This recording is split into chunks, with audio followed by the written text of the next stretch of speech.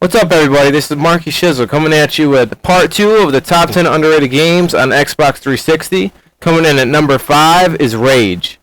Rage is a game that came in with an average review score of 82%. Now, I believe a game like Rage deserves a lot higher score than it received. The graphics in this game are in line with some of the best ever made on the system. The gameplay, it plays much like BioShock and other popular games of the genre. This game reminds me a lot of like Borderlands type game, where it's kind of open world and barren wasteland, but yet it has some RPG elements to it. You know, getting quests from the quest board, the job board, and doing certain things to unlock certain areas. Where this game is supposed to have not shined is the ending of the story and the way the story is submerged within the game. Like if you think about other games like Fallout, it has an excellent story that goes with it, and I guess a lot of reviewers gave this a poor rating due to its story. I have actually not finished the whole game yet, but I played about 70% of the way through it, and gameplay-wise and fun factor, I mean, I had a lot of fun with this. It has some other modes in it, like the mode you're seeing here, where you have to survive, kind of like Mad Moxie and Borderlands. There are also many other modes, such as racing and other special quests throughout the game. I just believe that this game deserves a lot more than 82% average rating, and that's why it makes number 5 on the top 10 underrated Xbox 360 games. Oh, me? Oh, I'm nobody. I'm just a guardian of metal. Oh, wow, great. So, you want to help me fight demons and stuff? Nah. Coming in at number 4 is Brutal Legend. Now, I don't know if I'm biased towards this game or not, but I love both rock and roll and metal music, as well as Jack Black, so putting both together in one game is kind of like a sell point for me right away. This game has a very unique experience to it. It has a soundtrack with, I think it's over 100 metal songs from like the 80s, and they're popular songs. They're not just any songs, and not even counting the gameplay. I mean, this game is just so fun to play for the comedic value alone. Having Jack Black there and just the way it pokes fun on other music genres and other characters, it's just really a really unique experience and really fun to play. As far as the actual gameplay, it goes from a hack and slash to kind of an RTS type thing. So as you unlock more characters, more abilities throughout the game, and progress through the story, you unlock the ability to do different things in an RTS type of way. And the way they put them together just seems to fit pretty well with the story and how it's set up. As far as the characters go, it seems like every single character or special appearance pokes fun at some sort of, 80s metal big hair person, or I mean, even Ozzy Osbourne shows up in this game. And they portray him perfectly, and it just adds like a certain flavor to the game, to saving metal. They say metal's going soft, so they're trying to bring back the old metal the way it's supposed to be. And that's just kind of really rewarding, because it's kind of true, honestly.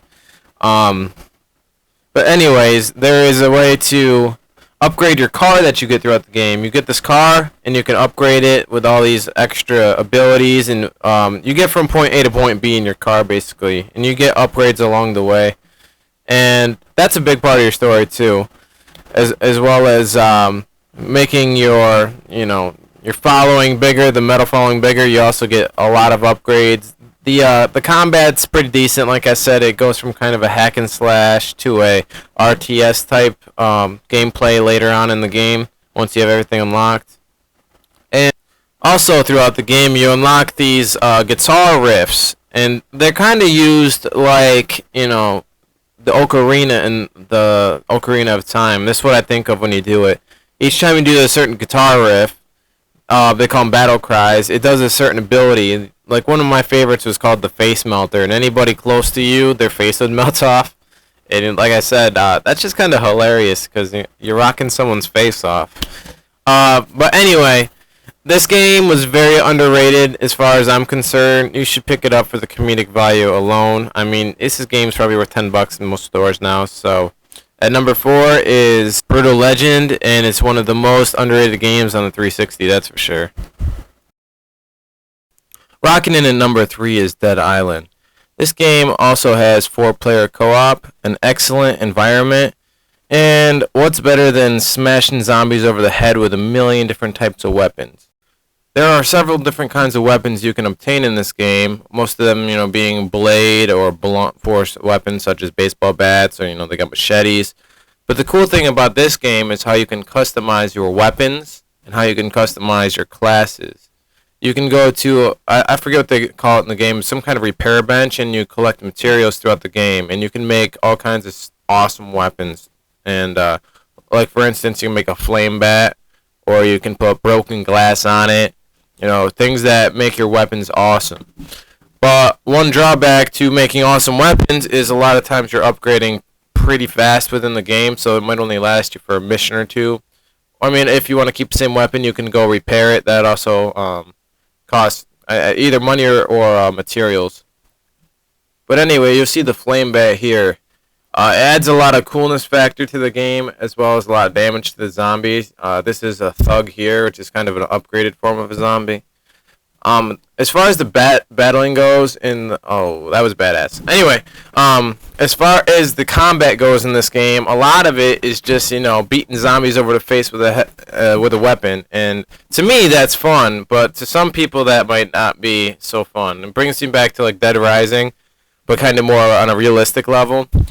The environments are excellent, and the zombies are just fun to beat over the head with different weapons. I mean, they have a leveling system, 4-player co-op. This game does have, kind of a not so strong story, of course, but I mean, it's a zombie game. It's all about killing things. I mean, there is a story to it. I kind of enjoy the story, but it's not really like, it doesn't immerse you into the story, if you know what I mean. But, I mean, if you like mindless killing of zombies, I believe this, could be one of the most underrated games ever because, the gameplay and the graphics and playing with friends just, amplifies the game to a whole new level. So, anyways, if you want to have some fun smashing some zombies' heads in with friends, we'll definitely pick this up and give this one a chance because it's definitely not going to disappoint you. Coming in at number 2 is Mafia 2. Now, this game is compared a lot to Grand Theft Auto 4. However, I think the story and the graphics far surpass Grand Theft Auto 4. The only thing that this game doesn't have that Grand Theft Auto 4 has is online capability. This game has so many different story twists and different environments. Everything looks so smooth. The graphics are nice. The voice acting is excellent. And all the way up to the end, you're like fully intrigued in the story because it's changing so much. I mean, you go from a soldier that's at war to, back at home, you don't know what to do with yourself, you join in the Mafia, your friends are getting in trouble, your friend's getting killed, you gotta avenge this guy. I mean, there's always something going on, and it's just really awesome the way they do it. So, I mean, gameplay-wise, story-wise, you're not gonna find a better game than Mafia 2, especially, in this genre. I wish there was a little bit more to do in the open world. It is got some open world elements to it. But, I mean, this game is excellent. You'll definitely, get your money's worth.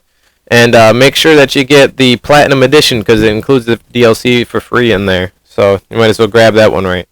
So number 2 is Mafia 2. Grab a gun and blast your way through this one because you're definitely going to have a lot of fun doing it. And last but not least is Alien vs. Predator. This game has got to be one of my favorite games ever on the Xbox 360. And let me just tell you, this game has 3 different campaigns. You can play as the Marine, the Alien, or the Predator. Each campaign is well thought out, has its own, degree of fun to it. And with each character, I mean, you have different abilities that allow you to do different things within your own campaign. So, for instance, the Predator has stealth ability and the ability to jump long distances and, shoot missiles and things like that.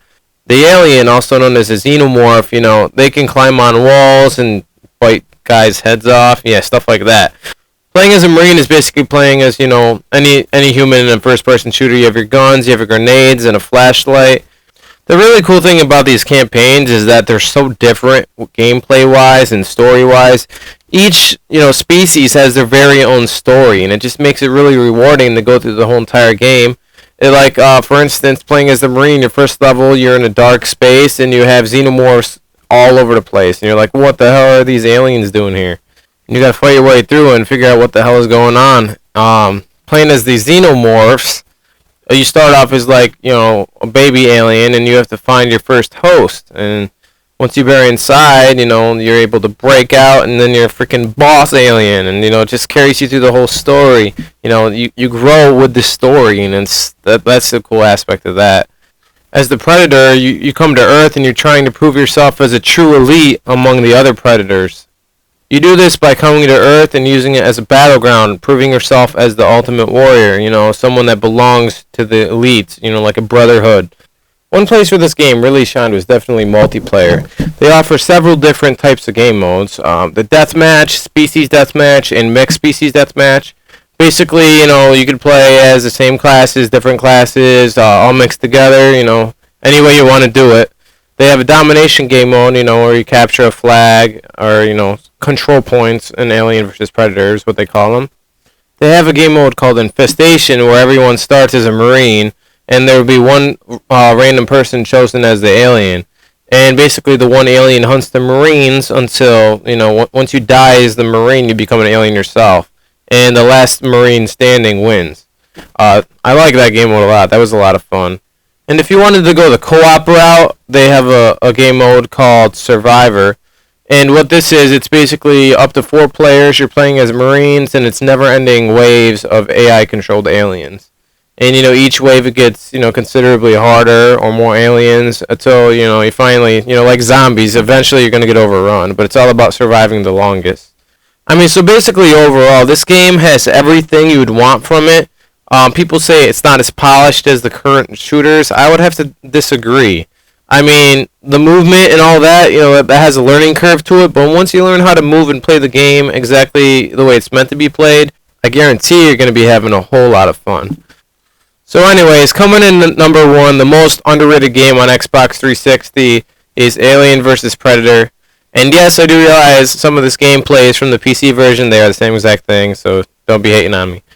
This game is probably one of my favorite games, and I guarantee you'll enjoy it too if you just give it a try. The graphics, the gameplay, the story, everything's excellent.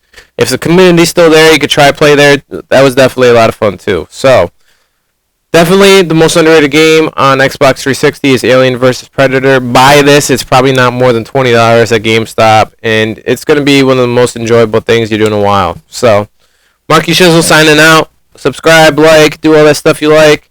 And if you have another game you think should be on the list, you disagree, want to give some feedback, go in the comments below. I will respond to you as long as it's not a hater comment. So go ahead, let me know what you think. And if you have any ideas for the next video, go ahead and, also leave a comment below and let me know what you think I should make my next video on.